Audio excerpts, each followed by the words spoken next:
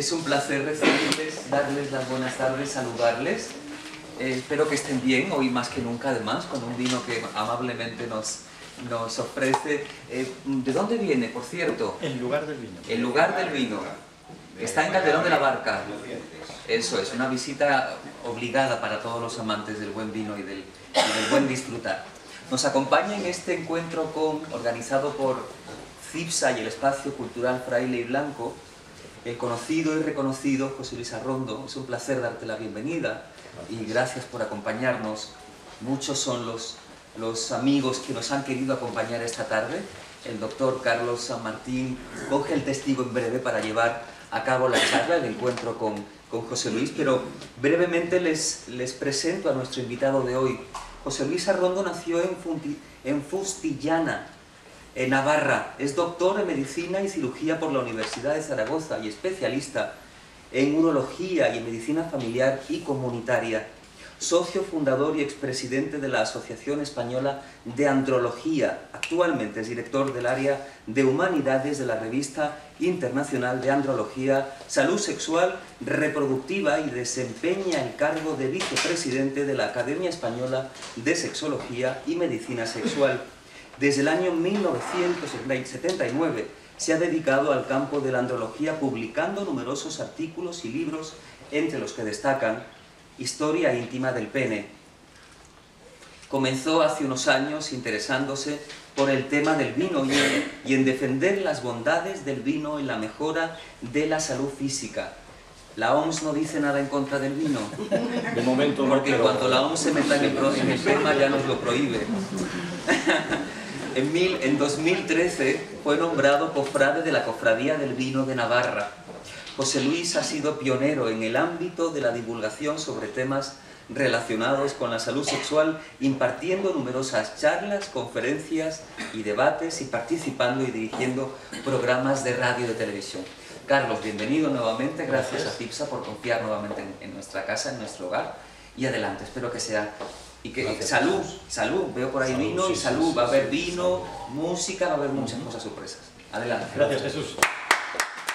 Está siempre la incógnita de la acogida por parte del público, pero la verdad es que en estos encuentros y en estos 4 años esa incógnita ya estamos empezando a quitárnosla de la cabeza, porque vemos como además algunos de vosotros repetís una y otra vez y nos acompañáis en cada pequeño reto que nos planteamos ese último miércoles de cada mes. Y ese reto hoy nos acerca al mundo del vino, al mundo de la salud, al mundo de la sexualidad, al mundo del erotismo, a través de un personaje como José Luis Arrondo. Y digo lo de personaje en el sentido más positivo que se pueda decir, primero porque es una persona a la que yo quiero especialmente y él lo sabe. Llevamos muchos años compartiendo cosas, yo he aprendido mucho de él, le admiro mucho porque dentro del ámbito de la salud sexual es una persona que ha sido absolutamente pionera, es uno de esos urólogos que cuando ningún urólogo apostaba por el ámbito de la salud sexual, él empezaba como un martillo pilón a decir que esto era importante, que había que trabajar en esto, que el mundo de la sexualidad era sin duda un mundo al que había que darle protagonismo dentro del ámbito de la salud. Por tanto, para mí y para los que formamos parte de CIPSA, tener a José Luis aquí es algo hoy un día muy especial. Y además para compartir con él el nacimiento de uno de sus hijos, de su hijo más reciente, de su libro más reciente, después del tremendo éxito que tuvo su libro de Historia íntima del pene. Por cierto, un libro que os recomiendo porque es absolutamente delicioso, porque es una reflexión desde la masculinidad a una visión totalmente crítica y totalmente distinta de la visión y de la vivencia de la masculinidad, a su nuevo libro, a su nuevo hijo, que es el que nos viene a presentar, además calentito, hace solo unas cuantas semanas que ha visto la luz, su libro sobre vino, sobre salud, sobre sexualidad y sobre amor.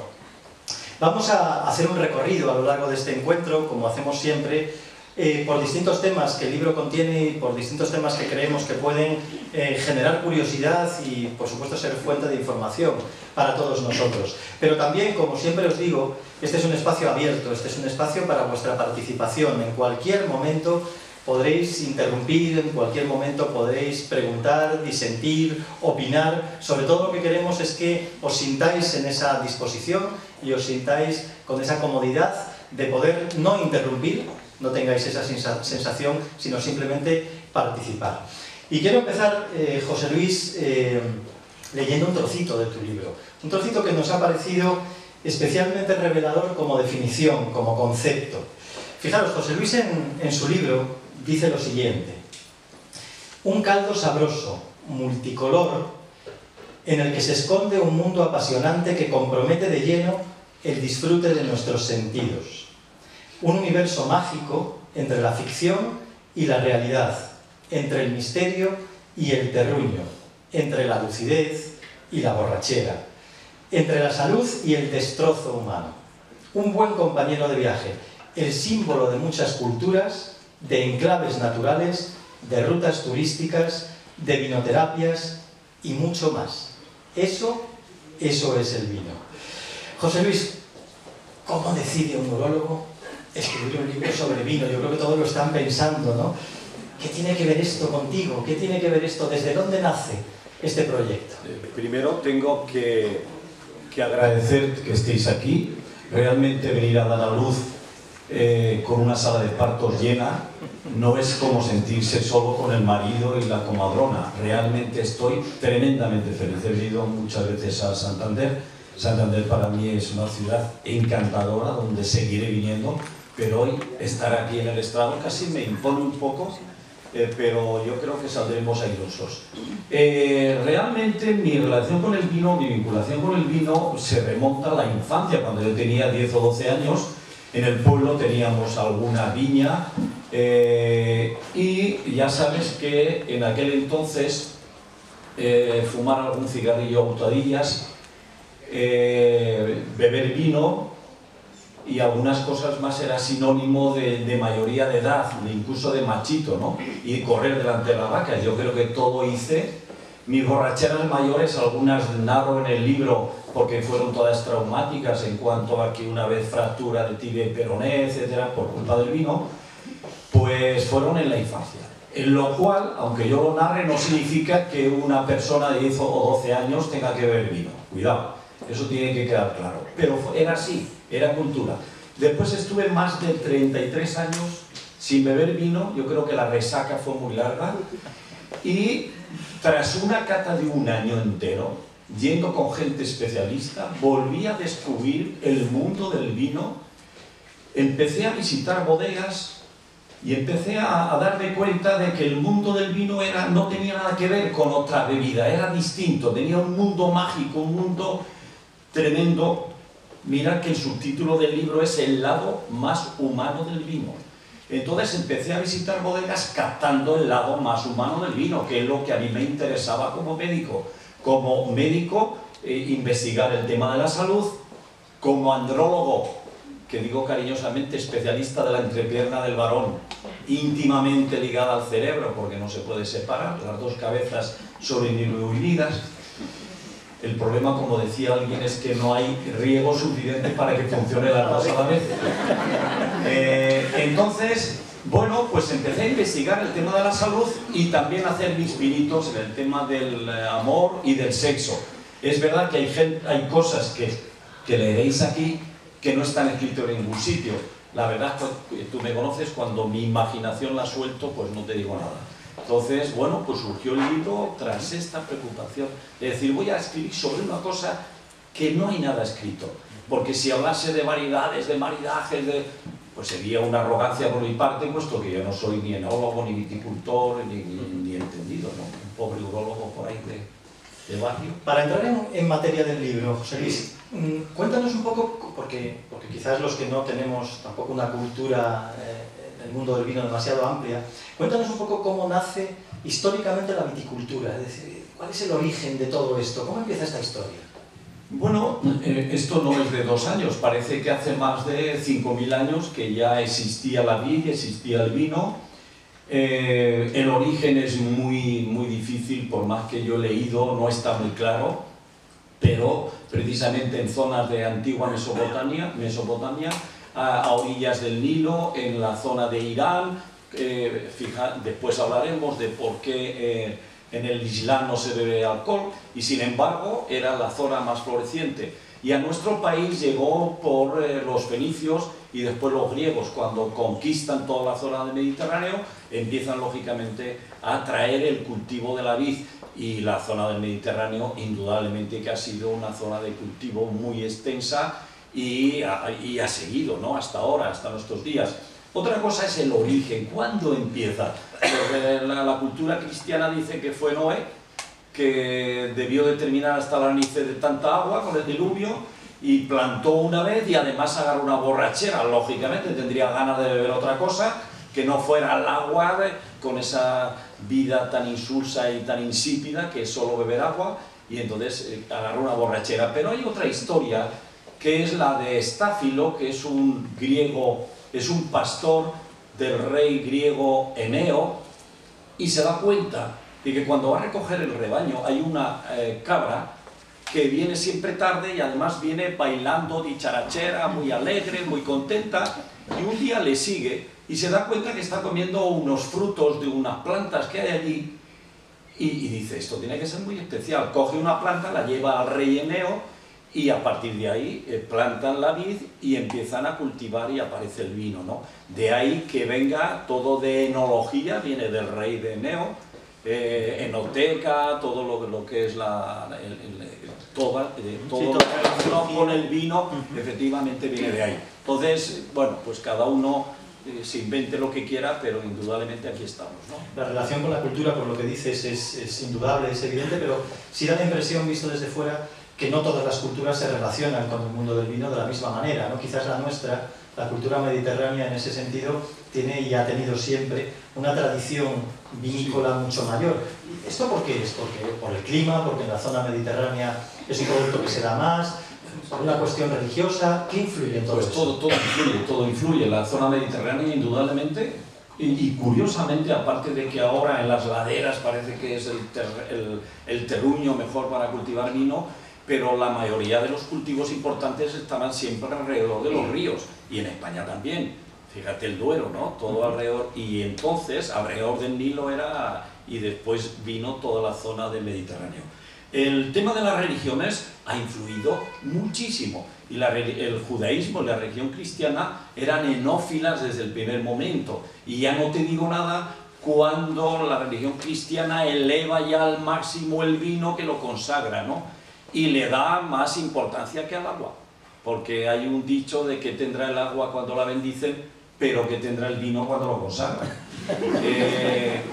Y realmente, claro, le suben de categoría al vino, y además los cristianos saben que indudablemente más que ya la consagración social del vino vino cuando el agua se transformó en vino y no en cerveza o en whisky o en otra bebida, ¿no? Algo de importancia tiene. Ahí subió de categoría. Subió de categoría y ya se quedó como la bebida más importante a nivel social. Después, curiosamente, en el Islam, es un tema que me ha interesado mucho, pues era inicialmente las zonas que más cultivaban vino. Y era económicamente, era un mundo muy boyante en aquel entonces. Pero cuando viene Mahoma, ve que en un momento determinado, si uno lee el Corán, yo tengo el Corán, he leído las suras, que son las distintas partes del Corán, y al principio, la primera parte, alaban el vino como una cosa que nos viene de Dios, que además tendremos cuando nos muramos allí. También, por cierto, la Biblia lo dice, nombra el vino la Biblia aproximadamente unas 450 veces, o sea que ya es... bueno, pues ve Mahoma que el juego y las borracheras están haciendo que los hombres pierdan la cabeza. Lo mejor es prohibir. Hizo un control de alcoholemia. Se ha terminado. Y esto ha seguido, pero cuidado, las cosas van cambiando. Y ahora mismo en Egipto hay zonas y en otras zonas de países árabes que están empezando a plantar otra vez uva, viña, que están sacando vino, aunque ahora al principio beban solo turistas, pero bueno, como todo, yo creo que en el futuro ya veremos, ¿no? También culturalmente... Oye, si alguno tiene que hablar, levanta, me dice eso es mentira, amplía, añade, de verdad, yo estaría encantado, ¿eh? Es un espacio abierto, lo sabéis. Exacto. También da la impresión de que este es un mundo de hombres, ¿no? El mundo del vino.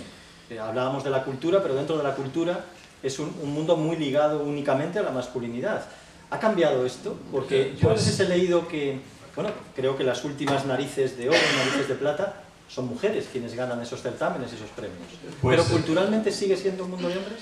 Era improcedente que la mujer estuviese en el tema del vino, y hasta que llegan los romanos, los griegos también prohibían a la mujer beber vino, hasta que llegan los romanos ya con los bacanales empieza la mujer a beber vino, pero se les prohibía incluso que fuesen en el momento de la vendimia, y ya no te digo nada si estaba con la regla, con la menstruación, porque casi con seguridad iba a estropear la cosecha, y se le prohibía beber. Realmente hasta la cultura romana se le prohíbe beber. Y Catón, que aunque ya se empezaba a dejar a la mujer beber vino, como era un militar y era un estadista y además era defensor de las leyes romanas, dijo tranquilamente el cachondo: si ves a tu mujer beber vino, mátala. Así. Esto indica un poco qué es lo que pasa. Pero os voy a leer el refranero, que es rico en el vino, nada menos que 1500 refranes hay sobre el vino. Y el refrán indica la cultura popular de cada época, y a veces dice muchísimo más que un libro de ciencia, un refrán. Y dice, claro, a la mujer la equiparan al vino en cuanto a dos males unidos en contra del varón. Y dice, por ejemplo, la mujer y el vino sacan al hombre del tino, las mujeres y el vino hacen errar el camino, vino y mujer, dos cosas son de temer. Y en la Biblia dice, el vino y las mujeres extravían a los sensatos. Y así podríamos seguir, y ya no te digo nada cuando Manolo Escobar termina diciendo, viva el vino y las mujeres, que por algo son regalo del Señor. Claro, con estas mentalidades indudablemente que la cosa tenía narices, pero claro, la mujer, como en otras cosas, en otras partes de la sociedad, y con mucho esfuerzo, poco a poco, se van haciendo van haciendo camino. Y me pregunto, y ahora te contesto, me lío mucho, tú me cortas, a lo que tú decías, ha cambiado radicalmente. Ahora tenemos enólogas, en Navarra, por ejemplo, hay más enólogas que enólogos. La presidenta de la denominación de origen, la anterior, ha sido una mujer, y desde luego ahora incluso eso del vino suavecito para la mujer, pues bueno, hay de todo, pero hay mujeres que catan los vinos más fuertes, más intensos, y hay enólogas, hay viticultoras, hay que es lo que está empezando. Tú vas a un restaurante y antes, cuando se pedía el vino, el camarero, ¿dónde iba? Al hombre, ¿qué quiere? Pues ahora hay ya muchas parejas que ella es la que elige el vino. Ha cambiado radicalmente, menos mal. José Luis, ¿el vino es solo una bebida? ¿Lo podemos considerar un alimento? ¿Cómo lo podemos denominar? Bueno, hay un refrán que dice que el vino es casi pan. Yo creo que inicialmente se pensó que el vino era más que un alimento, más que una bebida, era una medida de añadir calorías a la gente. Desde luego, todo el mundo, cuando iba a trabajar al campo antiguamente, se llevaba la bota, se llevaba el porrón, trabajos muy duros donde realmente el vino daba energía, no solamente quitaba la sed, que para eso ya estaba el agua. Cuando se quería algo más, se bebía vino. Por ejemplo, pues Indurain en una entrevista dice que él todas las noches bebía vino, y hay muchos datos para entender que el vino indudablemente estaba unido a la mesa, a lo que se llama la dieta mediterránea, que de eso ya hablaremos después, y yo creo que era imprescindible dentro de la mesa, como algo más que una bebida, Sí, no tengo duda. También quizás es más de una bebida en cuanto a su empleo desde el punto de vista social, ¿no? El vino es un ingrediente básico en nuestras relaciones sociales, al menos en nuestra cultura mediterránea, en nuestra cultura latina. Destruye amistades. ¿Qué gira en torno al vino? A ese nivel, a nivel social. Te pido con otro refrán: la conversación sin vino es un grave desatino. Yo creo, sinceramente, y te lo digo como médico, el vino es muy importante para las conversaciones y desde luego suelta, hace que uno hable más. Estamos hablando siempre, y lo repito, lo repetiré, beber con moderación. Y después, si quieres, diré lo que es para mí la moderación. Porque si no, como médico sería, vamos, no puedo defender la otra postura. Y desde luego yo creo, sinceramente, y aquí sí que podéis participar, que crea más amistades que destruye. Indudablemente que destruye. Si uno se pasa bebiendo, la amistad que puede salir en una noche, en una borrachera, se puede destruir. No hay ninguna duda. Pero ¿cuántos amigos han disfrutado, se han confesado con una copa de vino, se han mirado a los ojos, y cuando uno mira una copa de agua, parece que se refleja su propio rostro? Cuando uno mira a la copa del vino de al lado, está viendo el corazón del que tiene enfrente, no tiene nada que ver. Entonces yo creo, es mi opinión, y podéis participar, de que el vino, ¿qué os parece? ¿Crea o destruye más amistades, las amistades? Porque eso tiene liga. A ver, ¿qué pensáis? Vuestra experiencia. También se han destruido familias, claro, por alcohólicos, evidentemente. Pero cuidado. Lo que pasa es que a mí me da un poco la impresión, y quizás este sea un elemento de debate, que el vino está perdiendo un poco protagonismo en ese ámbito social en contra de la cerveza.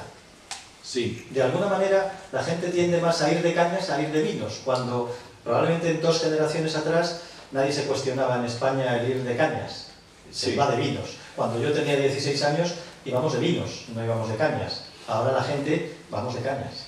Mira, ¿Ha perdido ahí chance? Yo creo que hay muchas razones, pero uno de los motivos de escribir el libro era indudablemente no crear discusión, que habrá seguramente, pero sí rendir un homenaje a una bebida que ha sido demonizada por los dos extremos.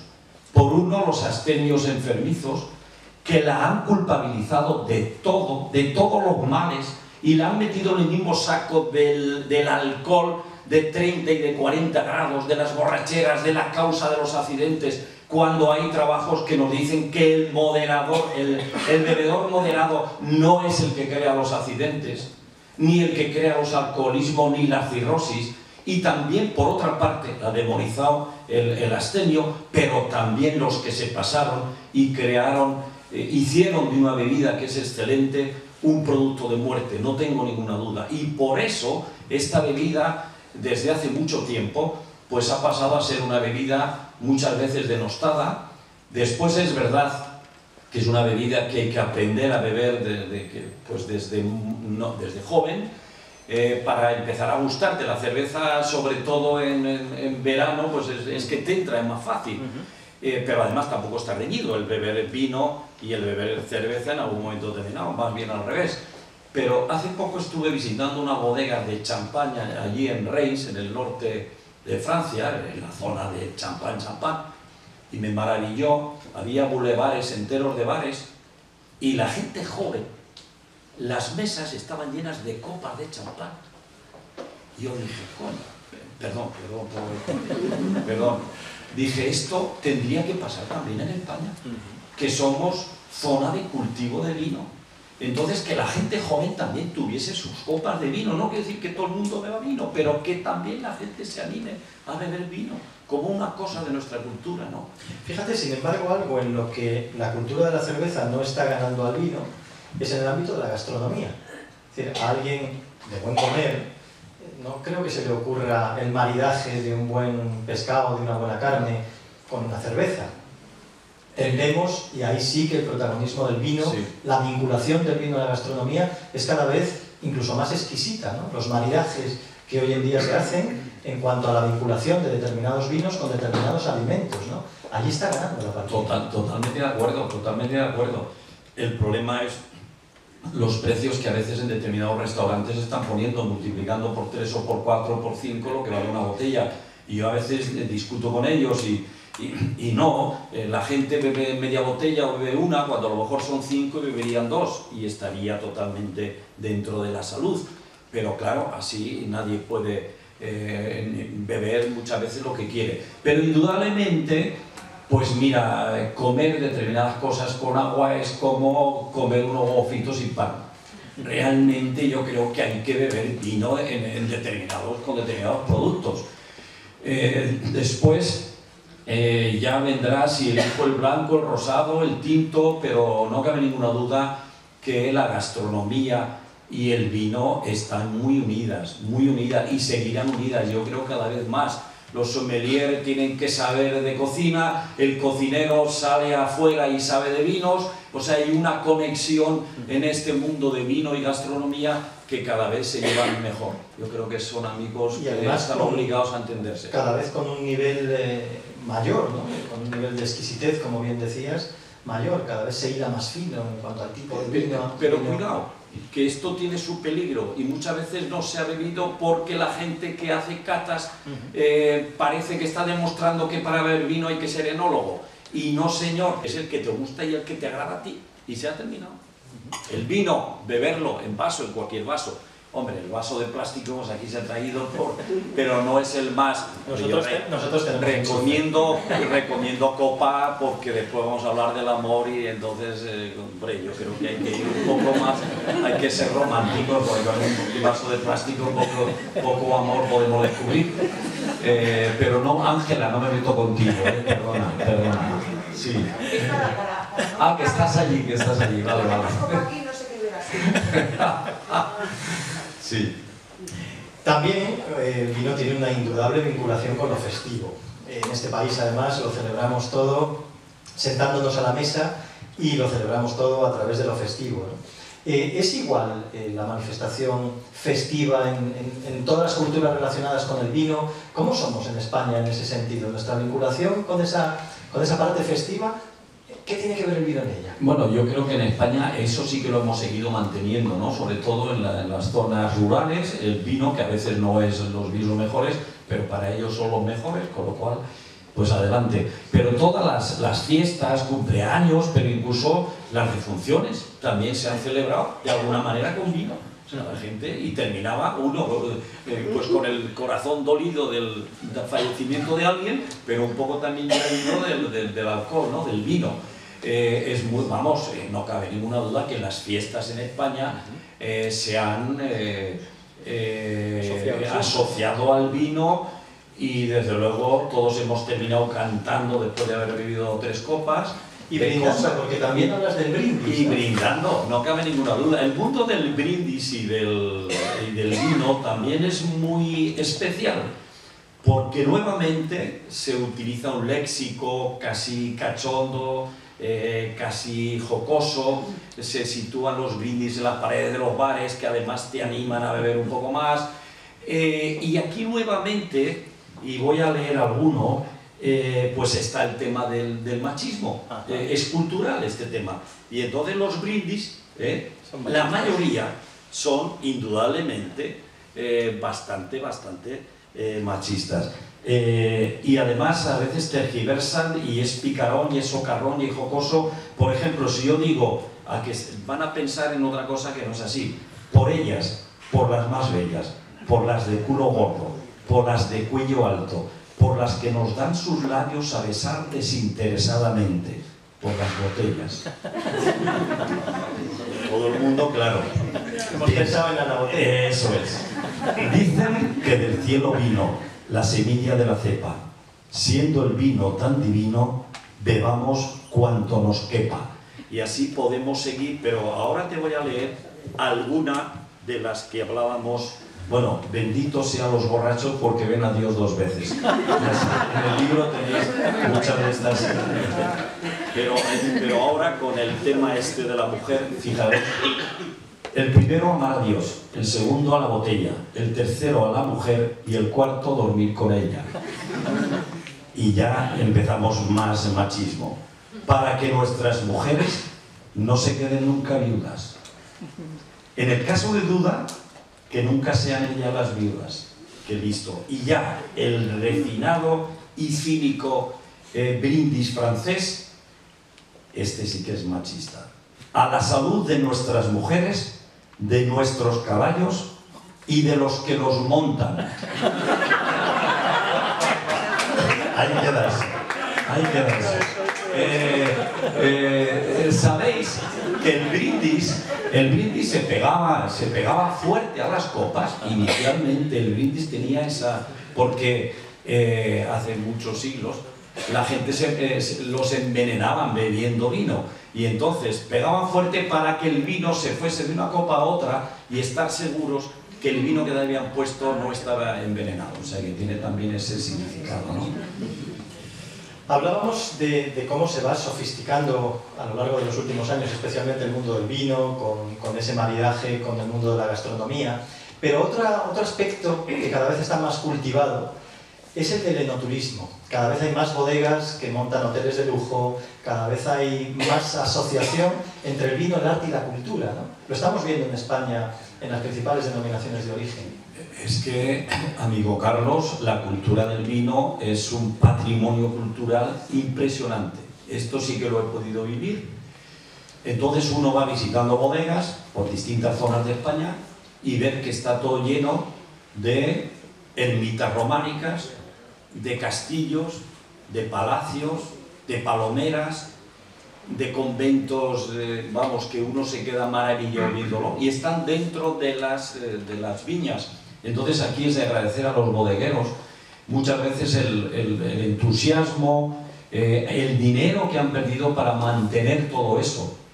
Y no solamente es toda la cultura que hay dentro de los campos, de las vid, sino que además ahora les ha dado por hacer el contenido, también obras de arte de vanguardia, ¿no? Y tenemos a Calatrava, al Moneo, al Tudelano y al Gay, y hacen unos montajes que, bueno, quizás casi como catedrales para guardar el más preciado de los contenidos, que es el vino, ¿no?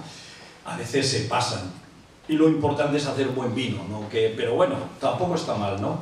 Hay zonas turísticas donde la gente del enoturismo, cada vez hay más gente que disfruta del enoturismo. Y hay un capítulo muy interesante donde ahí me explayo quizás excesivamente a nivel literario, que es describir las distintas épocas de la vid como la impresión que dan al paisaje. Realmente es impresionante, y ahora que estamos en otoño, hay zonas de España que no serían lo mismo si no tuviéramos la vid. Pero es que además en invierno, cuando tú ves esas hileras de muertos que se han llenado bueno, realmente que se llenan de nieve, eso también tiene su riqueza paisajística. Y cómo va creciendo después en primavera y nace y florece. Bueno, ¿cómo están las viñas en este momento? En este momento, para los pintores y los poetas, es esa mezcla de colores, el amarillo, el ocre, el verde que ya está desapareciendo, el marrón, impresionante. A disfrutar de todo eso. En la tercera parte del libro nos hablas de aspectos un poquito más técnicos en cuanto a la vendimia, la elaboración, pero eso lo vamos a dejar en el aire para no explayarnos, y también para que os animéis a leer su libro, sin duda alguna. Y vamos a pasar a la relación entre el vino y la salud, si te parece, José Luis. Hay una creencia, que yo no sé si es una creencia popular o no, pero es una frase que está en el imaginario colectivo, ¿no? El consumo moderado de vino es bueno para la salud. Eso es lo que llevamos oyendo hablar desde hace un montón de tiempo. Quítanos la duda. ¿El consumo moderado de vino es bueno para la salud? Es buenísimo para la salud. No tengo ninguna duda. El problema es que en este país, y a los profesionales de la salud, todo lo que crea desasosiego y produce placer, una cosa puede ser el sexo y otra cosa puede ser el vino, es mejor prohibirlo que enseñar a educar para beber bien, que yo creo que tendría que ser la meta. Y desde luego la ciencia, FIBIN es la Fundación para la Investigación del Vino y la gastronomía, nada menos que ha publicado 530 trabajos demostrando distintos aspectos de beneficio del vino para la salud. Pero hay cosas que se demuestran con la propia cultura. Es que no hace falta muchas veces investigar tanto, tener que demostrar tanto. La paradoja francesa. La paradoja francesa, ahora hablaremos, pero desde siempre, y he leído mucho y hay algunos datos ahí, el vino era salud, curaba. Cuando uno iba vendimiando y se daba un corte en el dedo, se curaba con los granos de uva y no se infectaba nunca la herida. Y cuando iba con mi abuelo Agustín, que fue mi maestro en mi enofilia de niño, pues muchas veces iba a recoger leña al monte, a la zona que se llama La Negra, y me hacía un corte y él cogía la bota y me echaba vino y se curaba. Y hay un refrán que dice: maldita la llaga que el vino no cura. Eso es cultura popular y por algo se diría. Significa que muchas de las cosas se curaban. Y ya no te digo nada en tiempo de epidemia. Hay un trabajo muy interesante y muy antiguo, donde en Olite, que es una zona de vino, había una epidemia en todas las zonas de esa zona de Navarra, y el agua estaba muchas veces contaminada. Y entonces ese año había habido una cosecha tremenda de vino y la gente bebió muchísimo más vino del que bebían habitualmente. Bueno, pues los porcentajes de muertes por epidemia en Olite fueron infinitamente menos que en otros pueblos a 30 o 40 kilómetros donde no se había bebido vino. Esta es la realidad. Hay que demostrarlo, pues vamos a demostrarlo, pero la cultura del vino ha sido esta. Entonces, lo de la paradoja francesa viene porque en la Universidad de Burdeos y de Lyon a 7.000 hombres hacen un estudio para valorar determinadas cosas, la grasa, el ejercicio, el tabaco, factores de riesgo cardiovasculares, y también valoran el vino, la fruta, verdura, todo.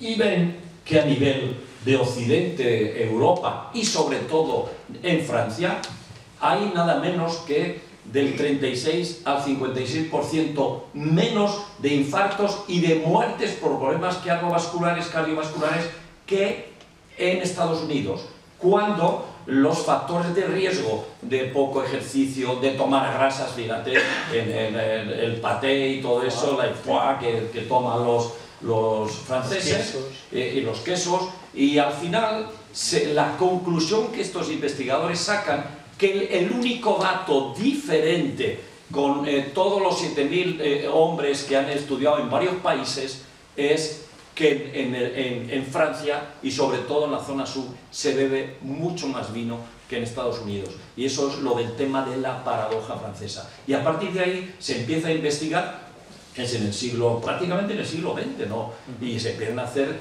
trabajos. Prefiere decir que no beba. Sí, tomamos posiciones defensivas. Claro, cuidado, siempre tiene que quedar muy claro, y en el libro lo pongo, el hígado que metaboliza el alcohol tiene que estar en buenas condiciones. Si yo tengo el hígado fastidiado, si estoy embarazada, si hay situaciones en las cuales no se puede beber. Estamos hablando de que una persona sana, que no tenga ninguna contraindicación y beba de manera moderada y diaria a nivel cardiovascular. Hay muchos trabajos y la conclusión es una J, donde el punto de arriba, en cuanto a porcentajes cardiovasculares, el punto de arriba son los alcohólicos, que indudablemente todo lo bueno que es el vino de manera moderada se va al extremo contrario si uno bebe demasiado. En la parte de abajo serían los bebedores moderados y más problemas cardiovasculares con los abstemios. Esa es la conclusión que se saca después de muchos trabajos. ¿Qué es consumo moderado, José Luis? Vaya pregunta. Porque cuando yo estudiaba medicina, cuando nos decían que había que preguntar sobre el consumo de alcohol y tener cuidado con que el paciente contestara, cuando le decías que bebe usted, claro, lo normal, ¿no? Claro, lo normal, sí. Yo me acuerdo que para el paciente lo normal eran unos 4 litros de vino al día. Claro, indudablemente que no. Mira, la Organización Mundial de la Salud habla de que el hombre puede tomar menos de 40 gramos de alcohol al día. Una copa, no una copa llena, una copa como te sirven en un bar, si son aproximadamente 100 mililitros o 100 centímetros cúbicos, tiene unos 10 gramos de alcohol. En el hombre puedes tomar hasta casi los 40, yo preferiría pues un poco menos, con lo cual, y ahora diré por qué, en el hombre de 3 a 4 copas, vamos a dejarlo en 3, sería una bebida, consumo moderado, pero estoy hablando diario. Pero claro, si además de las 3 copas de vino, 5 cervezas, 2 whiskies, ya hemos roto la baraja. O sea, la hemos roto. Estamos hablando de uno que beba vino y de vez en cuando, si toma 2 cervezas, pues ese día bebe 2 copas de vino, no 3 ni 4. Y la mujer, dado que se metaboliza el alcohol en el hígado, tiene una lentitud, metaboliza más lento el alcohol y entonces ya por físico necesita beber menos. Entonces en la mujer estamos hablando de 2 copas, 2, 3, pero 2. 2 sería una buena medida y 3 en el hombre también, pero no llenas del todo, porque hay gente que dice una copa de 250 centilitros, ¿vale? Es que entonces no. Lo que estamos hablando es eso, y ahí desde luego lo defiendo como médico, eso, no otra cosa. ¿Qué hace que el vino sea bueno para la salud? ¿Qué propiedades destacarías del vino? ¿Qué cualidades tiene para beneficiar nuestra salud? Especialmente, parece nuestra salud cardiovascular. Algunos hablan también de que puede resultar anticancerígeno. Háblanos de sus cualidades. Pues mira, es por el contenido. El vino tiene compuestos muy positivos. El propio alcohol, que mejora la absorción de los polifenoles, que realmente es la parte más importante de cara a la salud, a darle también color y aroma al vino, los polifenoles.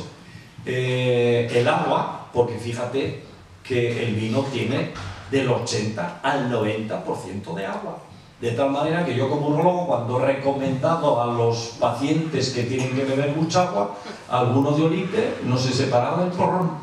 Claro, me hacía caso, pero no era lo que yo le había dicho, ¿no? Entonces es diurético, entonces ayuda también a eliminar, de tal manera que hay dietas que, por ejemplo, de tomar uva un día a la semana, solo uva, y realmente se adelgaza.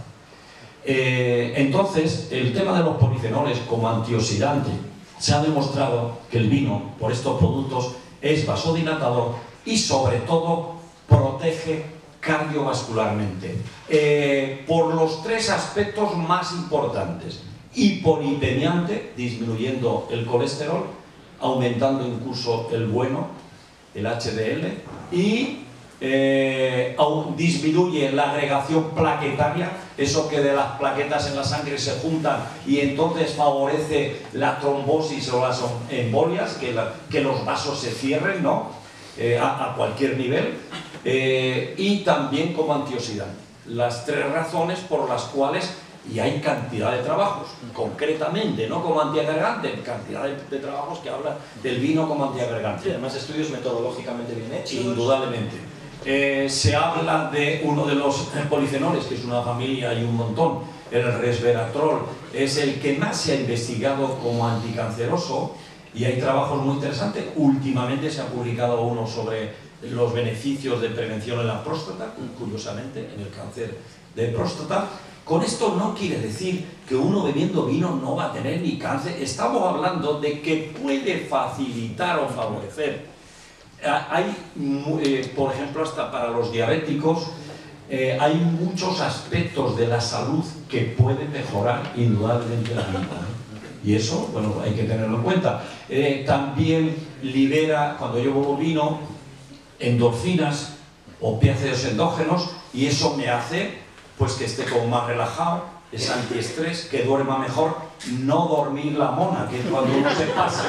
No, me estoy refiriendo a que yo estoy un poco nervioso, me tomo un vasico de vino, y parece que me quedo así como más, aparte de más dicharachero, pero mi mente está como más, y me meto en la cama con una copica o copica y media, y seguro que te vas a dormir mejor. No tomar 18, que entonces ya cualquiera sabe lo que va. ¿Son igual de saludables? ¿Tienen los mismos beneficios los distintos caldos? ¿Los tintos, los blancos, los cavas? Bueno, el tinto indudablemente es el vino que para la salud es el mejor. Tiene 10 veces más polifenoles que, por ejemplo, el blanco. El rosado después tiene más, puesto que los polifenoles, la parte más importante del vino, está en las pepitas, en la piel o el ollejo, en el raspón y en la pulpa, está en la parte, digamos, más densa dentro de la uva, ¿no? y el vino cura por dentro bebiendo. Pero fíjate que en el proceso de vinificación solamente el 40% de los polifenoles van a ir al vino, el resto se tira con el raspón. De ahí hubo gente, cada día hay más, estuve visitando la bodega Emina, que es del grupo de Matarromera, y es en España los primeros que empezaron a investigar sobre la vinoterapia. Entonces, por procesos de destilación, de ese raspón que hemos tirado, son capaces de extraer los polifenoles y hacer cremas para masajes, para spas, que tienen ahora cada día más, y os sonará a todos, y sobre todo a todas, la empresa Caudalí, francesa, que es la que empezó a elaborar estos productos de vinoterapia extrayendo polifenoles de lo que se desechaba en las bodegas, ¿no? No sé si me has preguntado. No, pero creo que lo has contestado. Hablábamos de las diferencias en las cualidades del vino tinto, blanco, los cavas. Queda claro que el vino tinto, podemos decir que desde el punto de vista de la salud, sería un poco el rey. Sí. Y luego, pero has dicho algo que me ha llamado la atención, los rosados.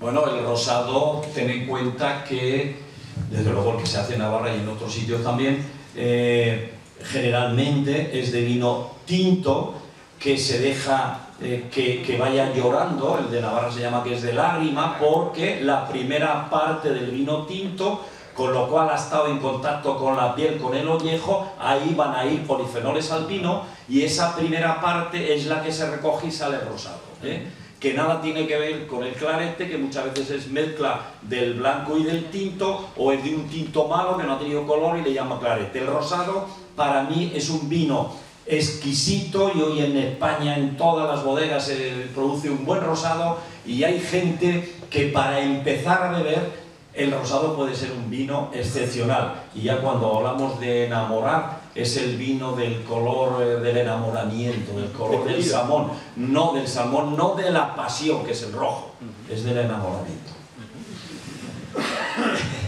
Queda claro que los distintos vinos aportan características diferentes, pero también los procesos de maduración, me explico, ¿es más sano un Gran Reserva que un roble? Bueno, esto tampoco está muy demostrado, pero por ejemplo con el tema de los polifenoles, por ejemplo el resveratrol, sí que se están ahora elaborando variedades que se consiguen más resveratrol que otros. Se saben dentro de las variedades que el Tempranillo y el Cabernet Sauvignon son los que más tienen polifenoles, ¿no? Pero el que esté más tiempo, en principio, o quizás sea mi ignorancia, no sé que un vino, no estoy, vamos, este es un dato que no lo sé, que tenga más polifenoles. Este que estamos viendo ahora, que es un vino fresco, no tiene por qué, porque serán otras cualidades. Bueno, hablabas del enamoramiento. Pero hablamos, cuidado, y simplemente te diré que si para la salud el vino blanco o rosado a lo mejor puede ser menor, pero para la salud física y psíquica, beber un buen vino con una persona a la que quieres o a la que empiezas a querer, y un amigo al que adoras, realmente me da exactamente igual. Y te voy a decir unas frases sobre el tema de la salud psíquica, porque además lo dicen. El famoso psiquiatra Enrique Rojas decía sobre el vino: son incuestionables sus beneficios físicos, pero también lo son los psíquicos, como elevador del ánimo, como antidepresivo, como desinhibidor e incluso como refrescante de la inteligencia. Y Alexander Fleming, que sabéis el tema de la penicilina, opinaba: si bien la penicilina cura a los hombres, el vino les hace felices. Esto es un poco para entender que con un rosado y con un blanco uno también puede ser más de salud psíquica, y eso es bueno. Si lo que me hablas es para la salud, cualquier vino puede ser bueno, indudablemente, pero en las vinotecas hoy día, los que venden vino, y allí tenemos, ¿cómo te llamas? Perdona. Ángel, que desde luego ellos te van a informar perfectamente. De cara a la salud, cualquiera. Otra cosa es que a ti te guste o no te guste. Eso ya, pues tienes que empezar con alguna cosa indudablemente suave. Si empiezas con un Gran Reserva, ¿verdad? Pues les puede dar algo y no. Pero de cara a la salud, cualquier vino puede ser bueno, indudablemente. ¿Este León también? Hombre, un peleón puede ser bueno por los polifenoles, pero tu cabeza igual, si te lea mucho, pues puede terminar. O sea, que no sea tan peleón, no tengo que una cosa suave. Hombre, no sé en España. Y una cosa que nos hemos olvidado, siempre comer algo, porque la comida disminuye la absorción del alcohol.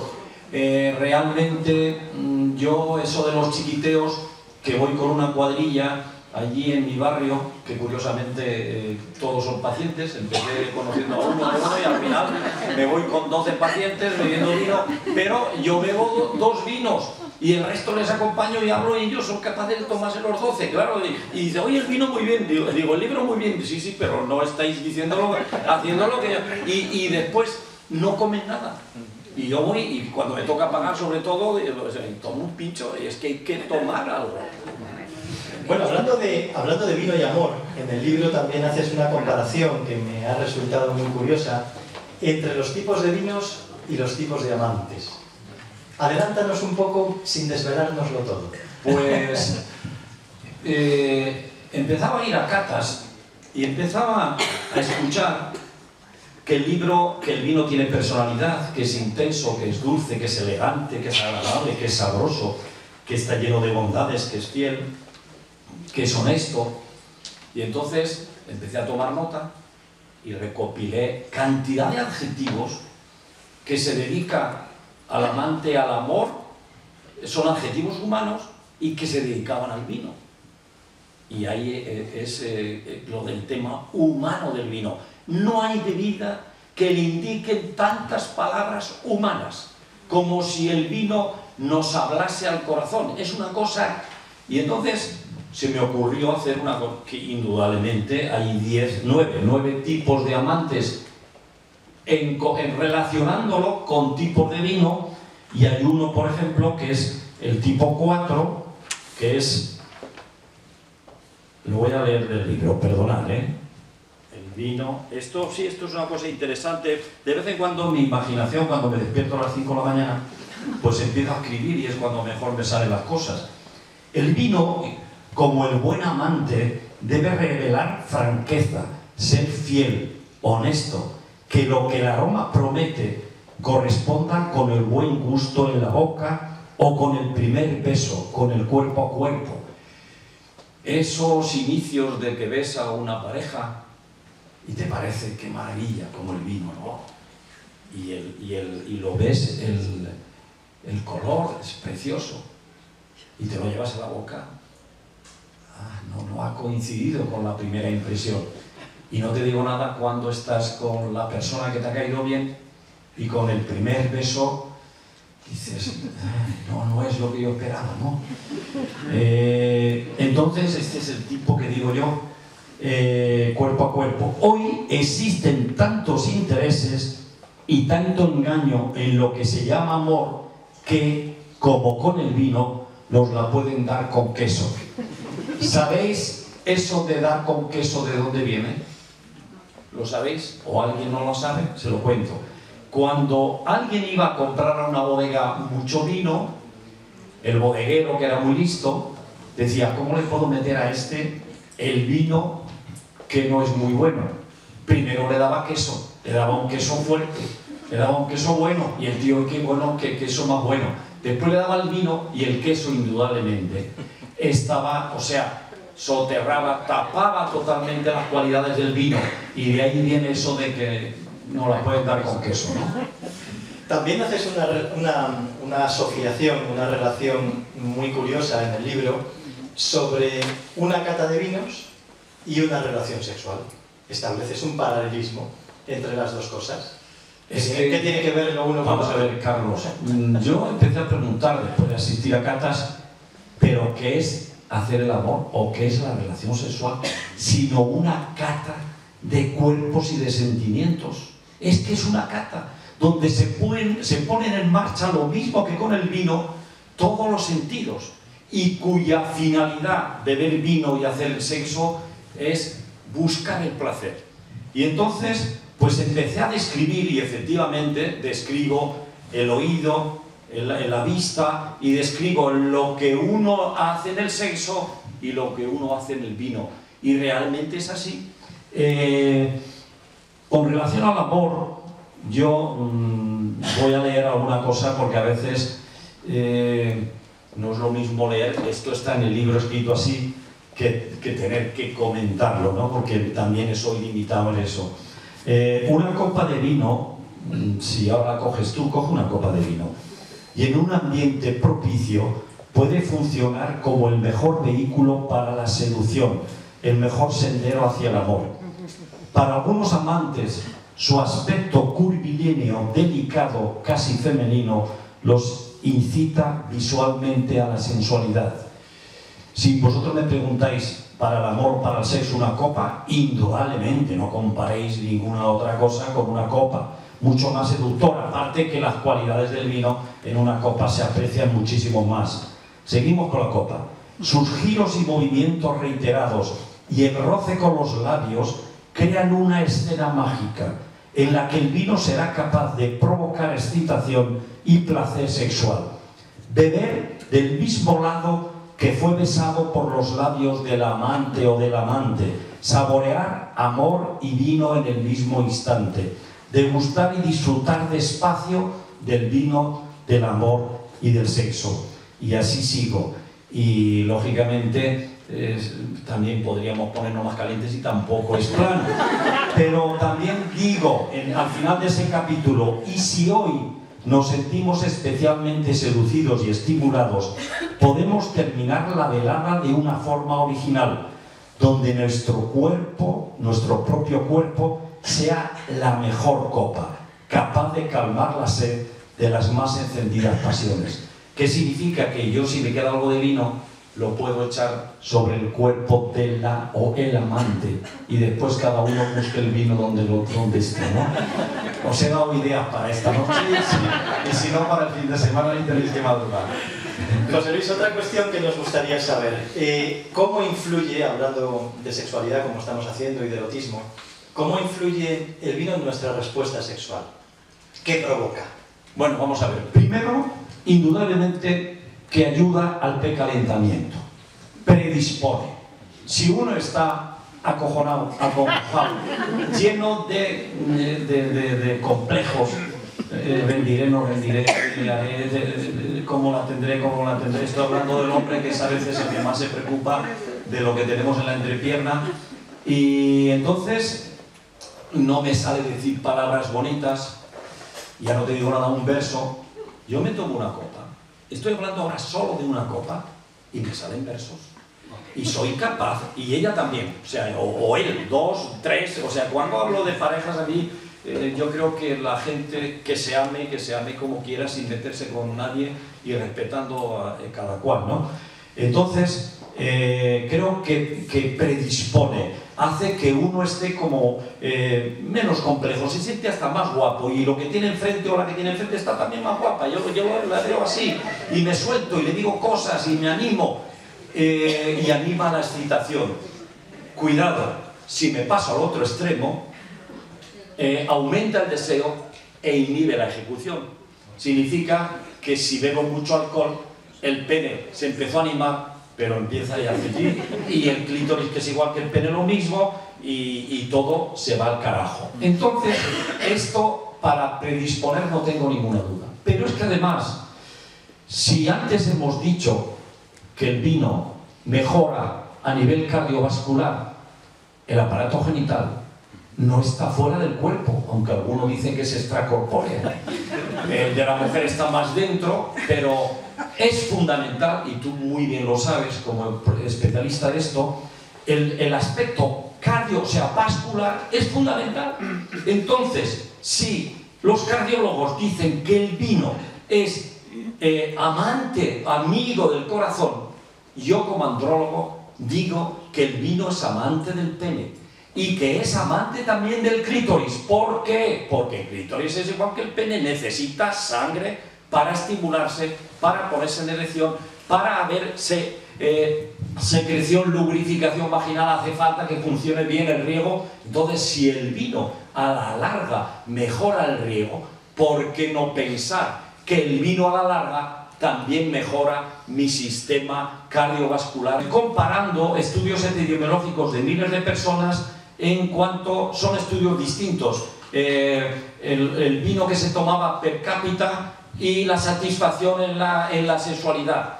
Y curiosamente él hace sus esquemas y saca la conclusión, es una conclusión muy poco científica, pero saca la conclusión de que en los países donde se bebe más vino de manera moderada, la gente está más satisfecha a nivel de sexualidad, a nivel de relación sexual.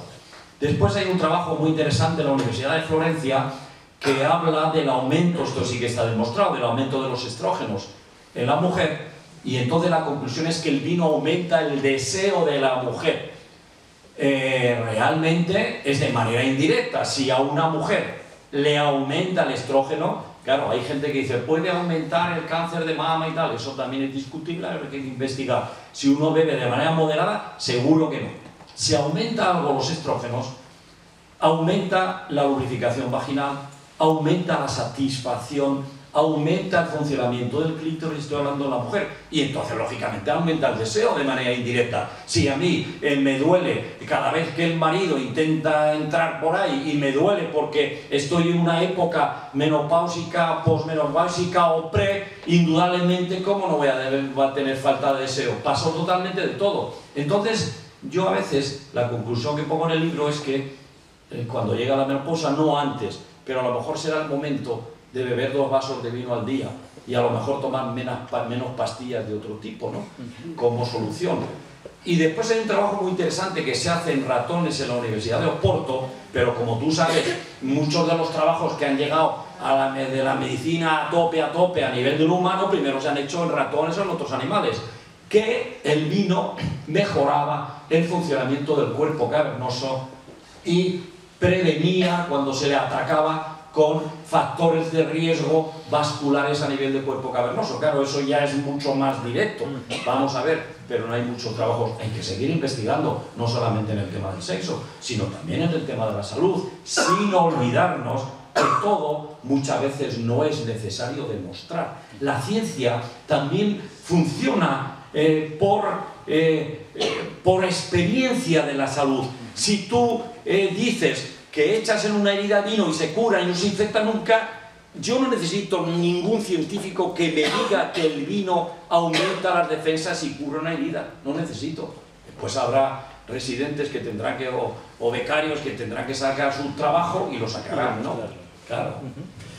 José Luis, ¿para quién dirías que va dirigido el libro? Por cierto, que vamos terminando poquito a poco, vamos acercándonos poco a poco al final, pero todavía tenemos un poquito de tiempo. ¿A quién dirías que va dirigido el libro? Pues mira, yo creo que el libro no es para especialistas de nada. No es ni para médicos, ni para enólogos, ni para científicos, ni para poetas, aunque hay mucha poesía. Es para toda criatura, hombre o mujer, joven o mayor, que primero para los bebedores moderados, que quizás con este libro corroboren que vale la pena seguir bebiendo y viviendo también, porque bien se vive donde se bebe bien, y beber bien no significa mucho, sino con moderación. También para los que se pasan bebiendo, porque a lo mejor después de leer el libro se reconsideren el disminuir, y desde luego para los abstemios, porque quizás se animen a disfrutar de lo que se han perdido. Yo creo que para este tipo de gente, o sea, para todos que no se crean especialistas de nada, pues es el libro. Yo creo que se lo van a pasar bien. Como tú sabes, lo hago todo a base de preguntas y respuestas, con lo cual es fácil de leer, por lo menos en lo que me han dicho. Y que no quiero decir más. Tú, Carlos, dime. ¿Qué pones aquí? Espera, que yo ya sin gafas... Bueno, el otro libro, a mí lo de la falsa modestia hace mucho tiempo que dejó de desaparecer, y el otro libro, que es Historia íntima del pene, que es pura sexualidad, la nueva sexualidad masculina, que es un poco de dónde venimos del chimpancé. Hay cosas que se pueden no justificar, decir, el macho es así porque viene de allí, pero hoy día el macho no puede ser chimpancé, porque estamos en el siglo XXI. Entonces, lo dedicamos a una ONG todo y pues el 50%. A médicos mundos, ¿verdad? Sí, porque considero que vale la pena, ¿no? Bueno, como hemos hablado de vino, como hemos hablado de erotismo, como hemos hablado de salud, queremos cerrar la tarde. Si no tenéis ninguna pregunta en el tintero, hoy ya habéis estado un poco calladillos, pero bueno, ya hemos puesto nosotros el verbo. Queremos dejaros con algo muy especial. Decía que hemos hablado de sexualidad, hemos hablado de vino, hemos hablado de erotismo. Pocas cosas hay más eróticas que la danza. Y para mí, pocas cosas hay más eróticas que la danza oriental. Y os vamos a dejar con un aperitivo, también servido en vino, de lo que este fin de semana, en lo que este fin de semana se va a convertir Santander, y es en el Centro Internacional de la Danza Oriental, a nivel mundial, de este certamen que han llamado SATI y que se va a desarrollar este fin de semana y con el que Marta nos va después a invitar especialmente a que podamos participar. Marta, cuando tú quieras.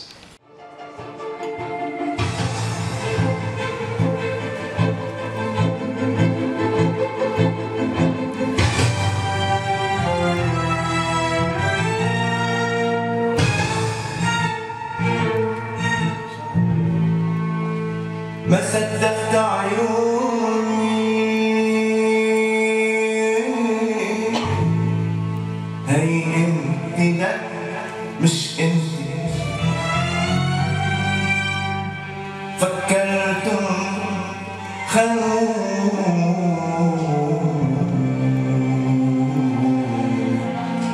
بس طلعتي هيدا شعري اللي حبيته أظل اللون نقيته هيدا شعري اللي حبيته أظل اللون نقيته وهيدي البلوزة كحلتني وساعة شفت اللي جري وكيف بدك كسب عيني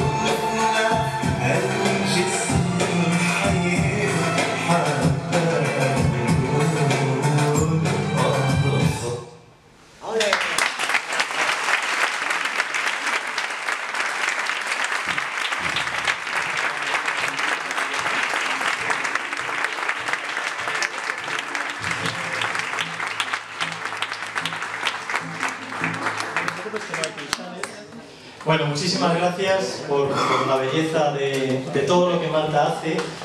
Marta, como sabéis y como decía, es una persona con una trayectoria enorme dentro del mundo de la danza y es la protagonista o una de las protagonistas de este proyecto que es un proyecto atrevido, que es un proyecto magnífico y que crucemos los dedos para que este fin de semana salga todo bien. Supongo que estéis ya con todos los preparativos, ¿verdad? Invítales, convénceles para que vayan. Bueno, pues es la primera vez que va a haber un espectáculo y un festival internacional de danza oriental en Santander y en Cantabria. ofrecemos 3 cosas. Primero, clases, formación de muchísima calidad porque vienen maestros de fuera reconocidos internacionalmente. Después hay un concurso abierto para el público en general, que quiere ver bailarinas que vienen de toda España. Y luego la guinda, que es la gala internacional, pues bueno, que hay una muestra de todas las maestras, las bailarinas, y bueno, pues viene gente de todo el mundo. No tengo resuello. Todo se va a celebrar en el Palacio de la Magdalena. Empezamos el día 30, el viernes, con el concurso a las 6 de la tarde, abierto a todo el público. Seguimos masterclass el sábado, con la gala el sábado en el Paraninfo a las 9 de la noche, y continuamos el domingo con la formación. Ya no podemos más. Muchísima suerte.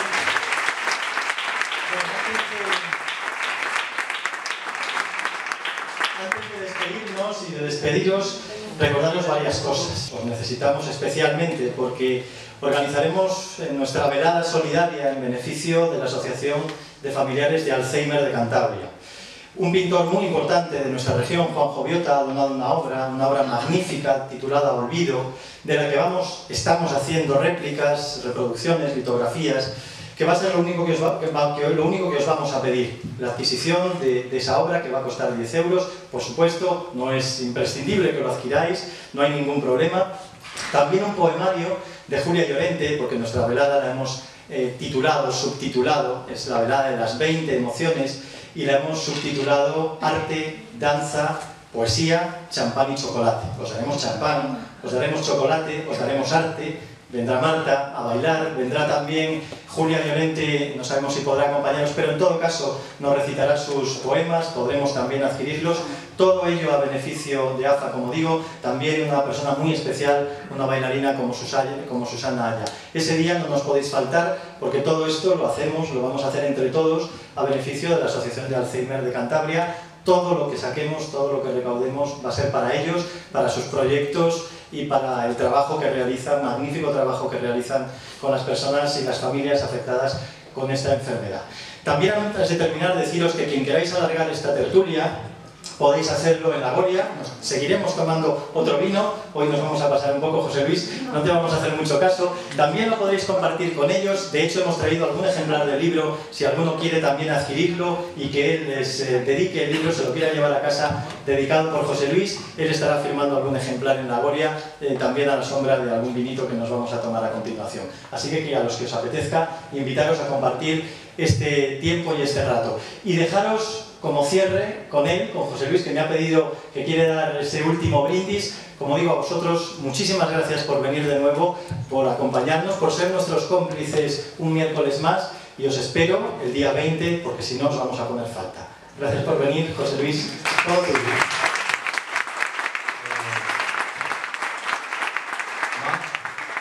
Marta, enhorabuena, yo estoy convencido que ni tomando una copa de vino lo hace mejor, o sea, pero pruébalo. Gracias, Jesús, de verdad, este centro se me va a quedar en el corazón. Yo ahora voy presentando libros por todas las partes de España, pero yo estoy convencido que, Carlos, te lo digo en serio, la presentación de aquí he disfrutado y ahí queda para el recuerdo, ¿no? Yo quiero terminar brindando con este líquido sagrado que a los dioses humaniza y a los hombres y mujeres nos convierte casi en dioses, por vuestra salud, vuestro amor y vuestro sexo. Gracias.